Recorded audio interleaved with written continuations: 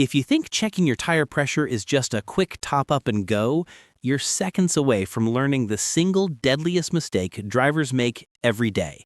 A mistake so common that tire engineers, highway patrol officers, and crash investigators keep repeating the same sentence. This never had to happen. Because the truth is shocking.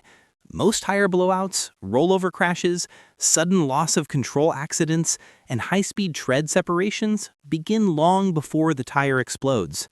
They start the moment a driver grabs the air hose and does the wrong thing without even knowing it.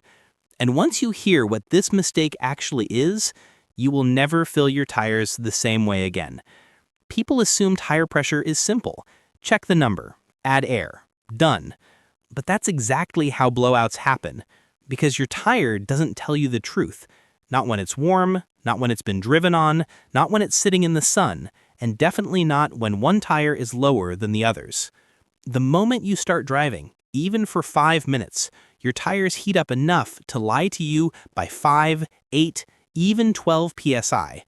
That's the difference between perfect grip and a tire that's seconds away from ripping itself apart at 70 miles an hour. Here's the part nobody explains.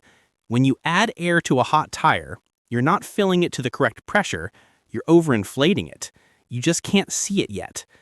Inside that tire, the rubber is expanding, the steel belts are tightening like a stretched spring, and tiny internal separations start forming long before you ever see a bubble. Once those belts begin to pull apart, the tire is already on a countdown. One pothole, one hard lane change, one hot highway, and it's over. But that's not the most dangerous mistake. This is. If one tire is significantly lower than the others, never, ever just refill it. That's the silent killer. A low tire is almost never random. There is always a reason. A tiny nail, a bead leak, a cracked valve core, a damaged sidewall, internal belt separation, a slow rim leak, something mechanically wrong. When a compromised tire loses pressure, that drop is the warning. When you refill it without checking why it dropped, you're forcing air back into a tire that may already be damaged inside. You're increasing pressure in a structure that might be separating. You're turning a weakened tire into a bomb. Thousands of people have said the same thing after a highway blowout. I don't understand. I had just added air. Exactly. That's why it blew.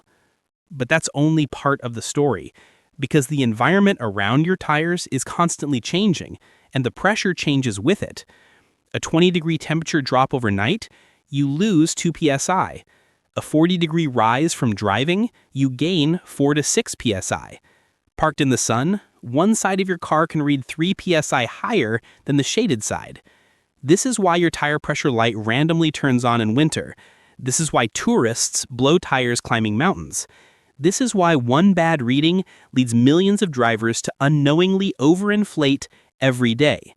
So here's the rule that saves tires more than anything else. Always check and fill your tires cold. That means the car has been parked for at least 3 hours. No heat, no friction, no sunlight lies. Only then can you trust the reading. And before you add even 1 psi, you inspect every tire, both sidewalls, the tread, the bead, the valve. Anything 4 psi lower than the others is an instant inspection, not a refill.